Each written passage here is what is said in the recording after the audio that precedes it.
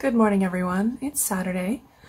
I'm gonna start my day off with a crumpet. Look, it looks a little bit cursed.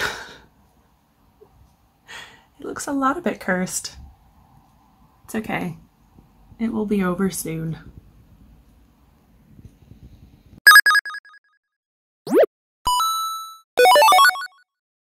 Okay, hello everyone. I'm going to demold what I made yesterday.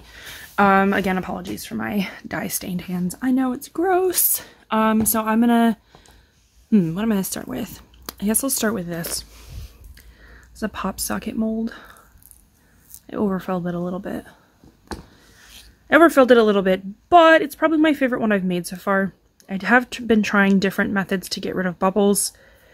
This one's pretty okay. The last few ones I made had like clusters of bubbles in the middle, but this doesn't have that. You can see that there were still some bubbles, but not nearly as bad.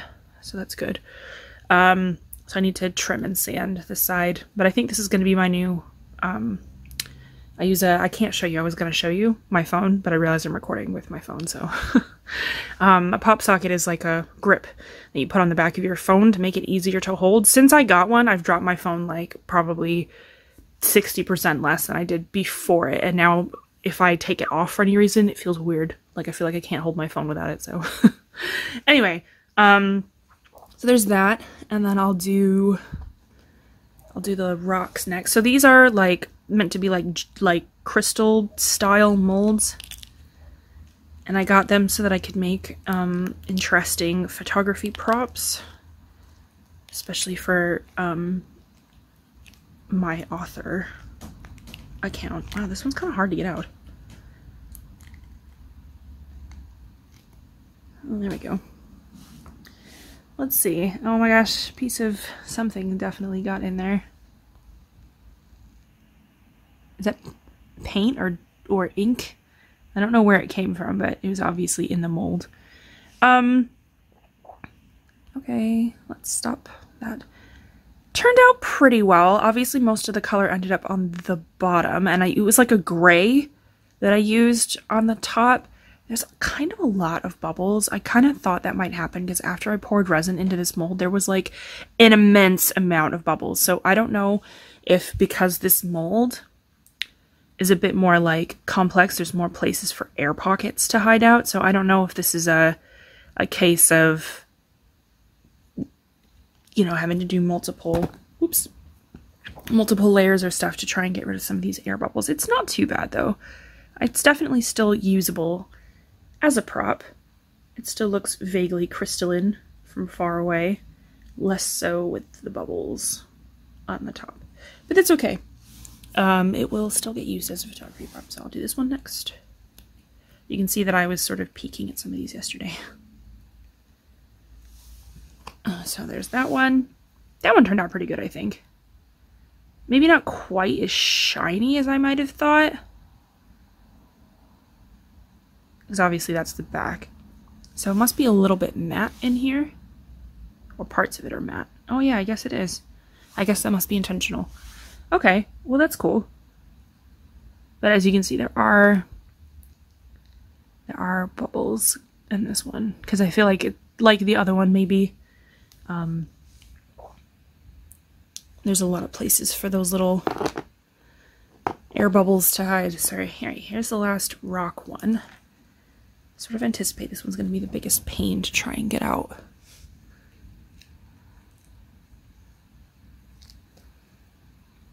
I feel like I was right on that account. There we go. Oh, look how cute it is. It's really cute. So this one I didn't use, I put some green at the base, but I didn't put any green actually in. I just used the gray. But I think that turned out really good. I'm pleased with that. I think that one turned out really good. Oh, I'm really pleased with that. Okay, cool. All right, so those are the little rock ones. I'm probably going to use this for some pictures in just a minute. All right, next I'll show you the dinosaur. I can see that it wasn't totally level when I put it into its curing place. So I'm almost wondering, I'm almost wondering if I should put it in for another round. But I'll demold it anyway and see. So with this one, I painted inside the mold with mica powder, which then fuses in with the resin. Because the first time that I used this particular mold, I didn't paint anything, and it was kind of hard to see that it was a dinosaur. So this is made to be, yeah, I definitely overfilled. There's like way too much on this side. This particular mold is meant to be a necklace, so you would put like a chain here and a chain there. I'd have to trim the excess off. And I'm pretty happy with that. Definitely some improvements can be made, especially with making sure there's no mica powder like in between where the legs are and stuff, but on the whole, I am pretty pleased with that. Alright, I guess I'll do the buttons next. I'm leaving the dice last because I'm most afraid of those. So I made these buttons yesterday. It's like 5 or 6 kinds of glitter. Let me get the camera to focus. 5 or 6 kinds of glitter. Lots of chunky glitters, like pouring these was like kind of a challenge. But I'm really pleased with how these turned out. I think that these turned out really good. And I only did the big ones.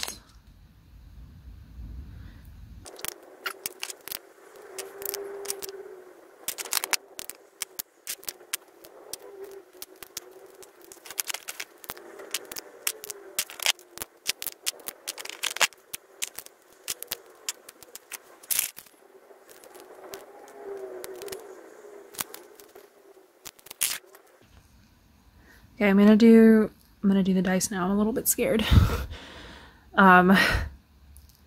This is a relatively new mold, and I'm still getting to grips with it, and I'm like afraid that I'm gonna like break it basically. All right, here we go.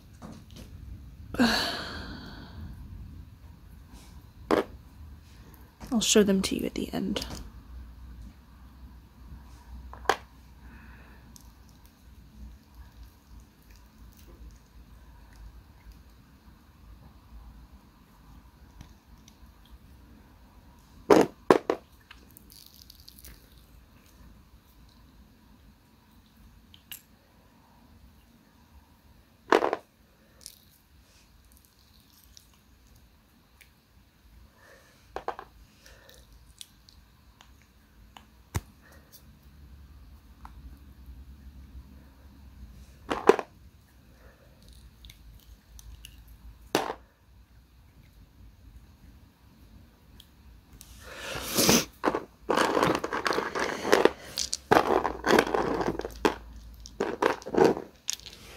So here's how they look. Here's how they look right out of the mold. Pretty happy with these. So here's the D6. Again, sorry for my gross dye-stained fingers. So here's the D6. There was metallic, like hollow metallic flakes in this one, which looks weirdly less hollow the more that there is clumped in a space. So I'm pretty pleased with how these turned out. That was the D6. What else have we got? We've got the D12 here. And I had used some silver, or some gray, or no, it was black, sorry. Some black mica powder with some like silver liquid glitter. I'm pretty pleased with how these turned out. They're not quite as dynamic as I might have hoped, but I think that they'll still make a solid set once I finish them, which I need to do.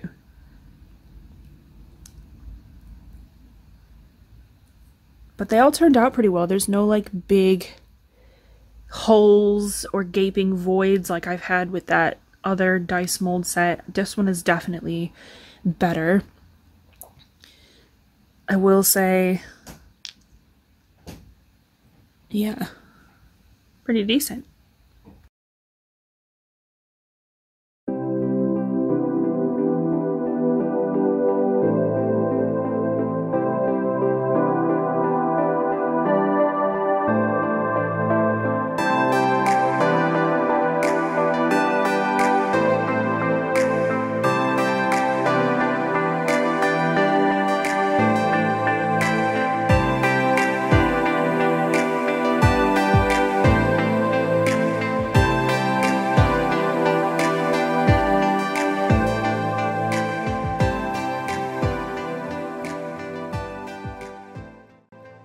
So this is the state of the outside. It's not gonna focus through the window, that's fine. It's super windy. Of course, as soon as I started filming, it stopped blowing as much. It's windy, isn't it, babe? It is very windy. Look, you can see a cobweb out there blowing around. There you go, proof. Proof that it's very windy. And the lights look a little, you know, anyway. Very windy. No resin today. It's raining as well. Wow, nothing's focusing. Literally nothing. I guess I'd have to, like, open the door. Oh my god, that's too cold. I'm closing the door now. Good morning and happy Monday, darlings. Check it out. My succulent has a flower. Someone's gonna comment and tell me that this means that I'm a bad plant mom. And that's probably true.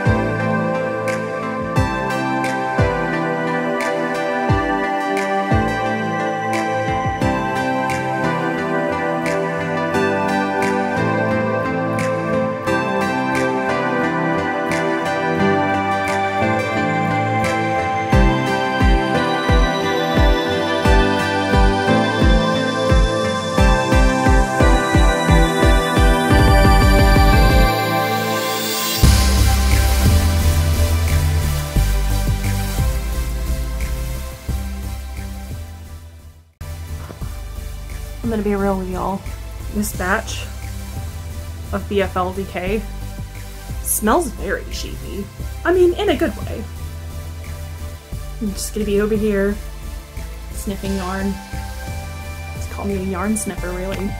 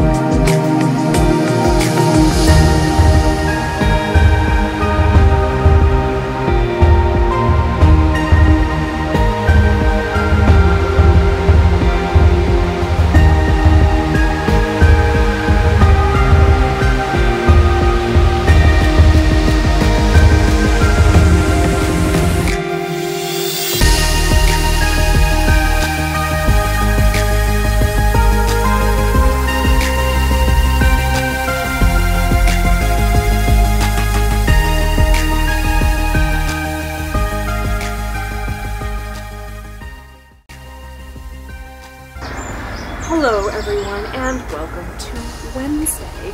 I don't know that I had much to say yesterday, and then this morning I got woken up at 5 by the like deafening bird song. It's less deafening now, because you're probably thinking that's not so bad. I promise you, it was like 100 times louder than that at 5 a.m. It's like 6:30 right now. Like that's an acceptable level of bird song, but at 5 a.m. this morning it was like a million birds all singing directly into my window at the same time. It's too much. Can you file noise ordinances against birds?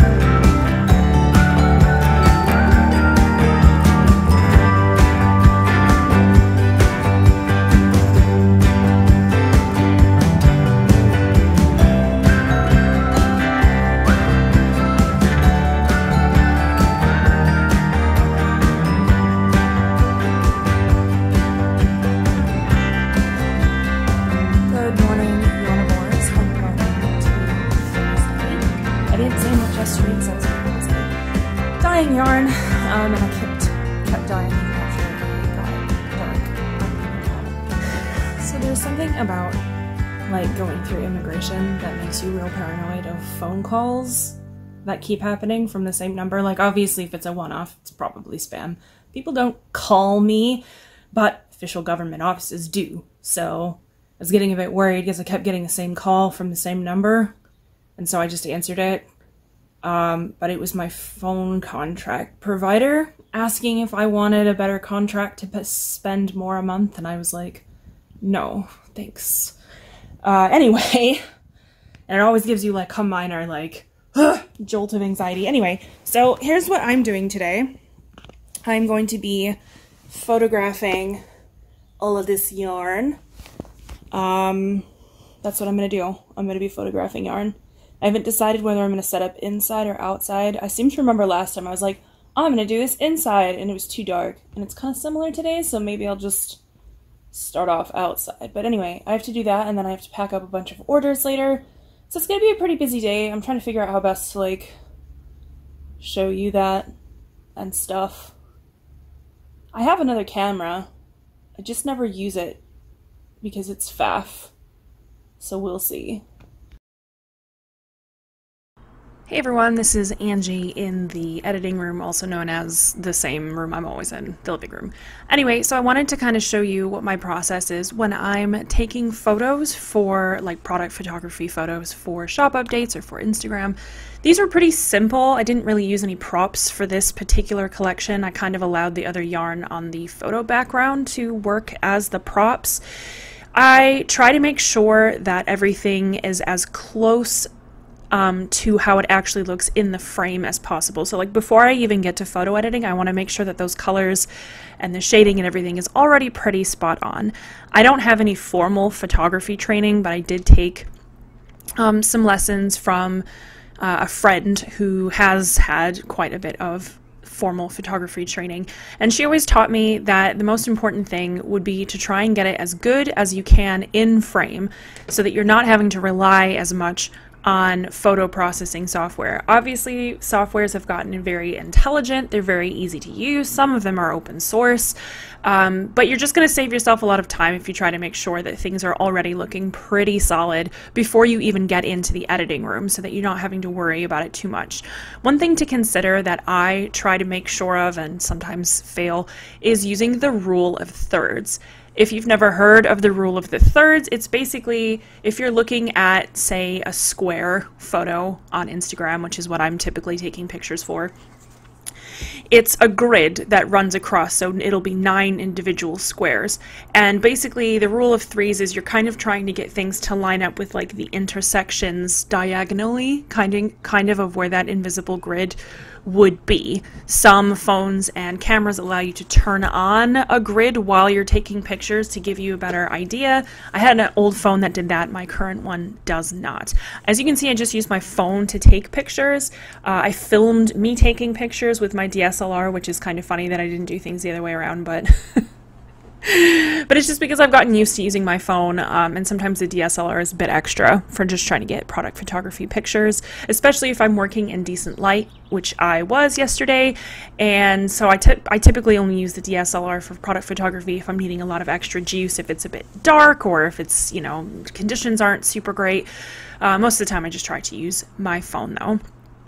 After I took, I think there was like 126 or so-ish pictures that I took. I imported them all into the software that I use. It is called GIMP. GIMP is an open source, free to use piece of photography software, and I highly recommend it. It does have a very steep learning curve to get used to using it. I know a lot of other people will probably use Adobe, but I don't want to pay a monthly subscription. So this is what happens when I'm editing my photos. The first thing I do is that I resize them. I take them in a larger size to make sure that if there is anything that needs doing, there's more data there to work with if I do need to change anything. As you can see, I resize it to, I think it's 1800 pixels square, which is a pretty good loading speed, and it's good for Instagram and it's good for the website as well. So I zoom in, I make sure that there's nothing weird about it. There's no like spots that are a little out of focus. You know, I make sure that the color temperatures are correct, which can be kind of an issue, especially if it's in the summer or it's a really sunny day. I try to take pictures on overcast days, but it doesn't always work out like that. So this is the bison free shade, so it's got a bit of blue and a bit of orange, which kind of helps balance out your color temperature, because your phone isn't a genius, neither is your DSLR. It still needs a lot of human interference to do what you need it to do. This is me struggling with trying to just decide whether I wanted to crop out that little tiny bit in the top right corner, where it's not on the photo background, and you can see part of the wall. And I messed around with it for a while, deciding if I wanted to crop that out or not. And I eventually decided that I didn't care, and I just left a little bit of wall in there, and I decided it's probably not going to matter that much. Anyway, so that's kind of what I do when I'm editing pictures. Like I said, I don't change a lot when it comes to like colors or saturation, because that can cause a lot of problems with then people seeing a yarn that's going to look different when they get it. That's another reason why I try to make sure that it looks as good as it possibly can when it's already in the frame, which is something that I said a few minutes ago. With this picture, the sparkles of the sparkle sock were kind of causing a little bit of haziness in the picture, not quite as crisp as I wanted it to be, because they were reflecting a lot of light back into the camera. So what I did is I just went in there and I just turned down the brightness very slightly. And then you'll see when I zoom back in that helped a little bit. So you don't always need to be using like sharpening masks, which I feel can do very strange things, especially when you're working with yarn and textiles. It just makes it look very odd and alien.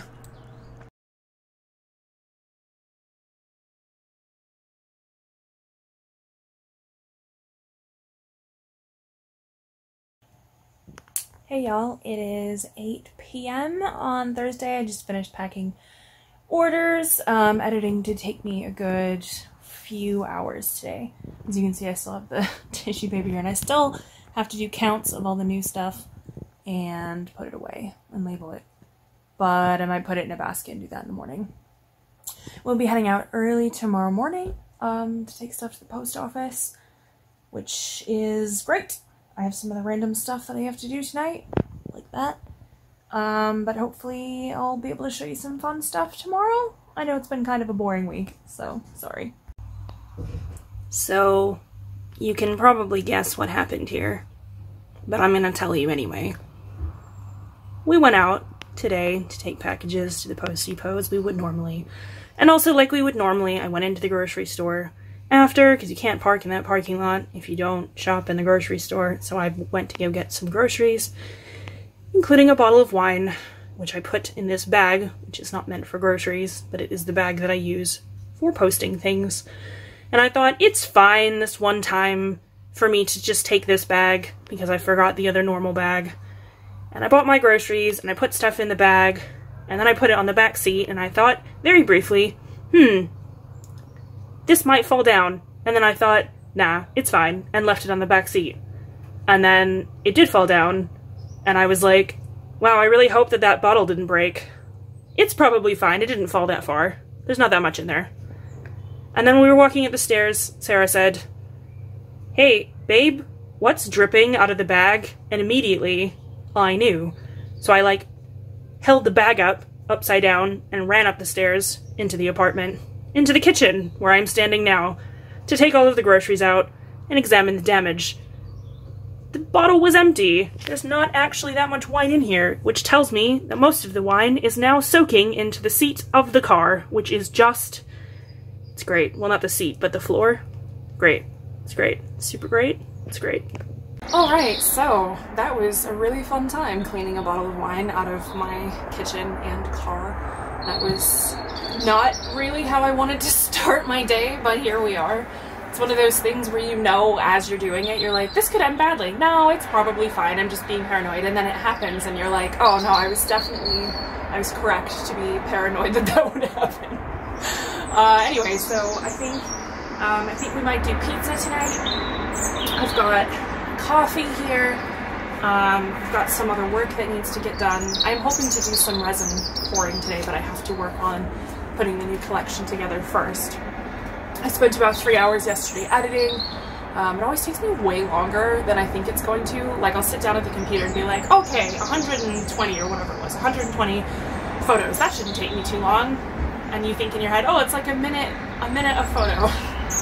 I'll be done in an hour and a half. But then you realize that you counted wrong, and that's not how numbers work.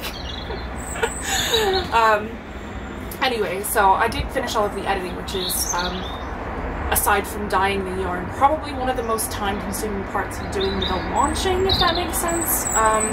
Or at least it's the thing that feels the most time-consuming to me, probably because I always underestimate how much time it will take. Anyway, and then I have some other work to do for the book launch that I have at the end of the month. If you are new here, I write a steampunk sapphic space pirate series called The Cricket Chronicles under my author name Ryan Fletcher. And the third book, Storm Signal, is coming out at the end of the month. I know that probably comes off very infomercially, and I don't really know how to strike that balance. It's something that I spend a lot of my life working on.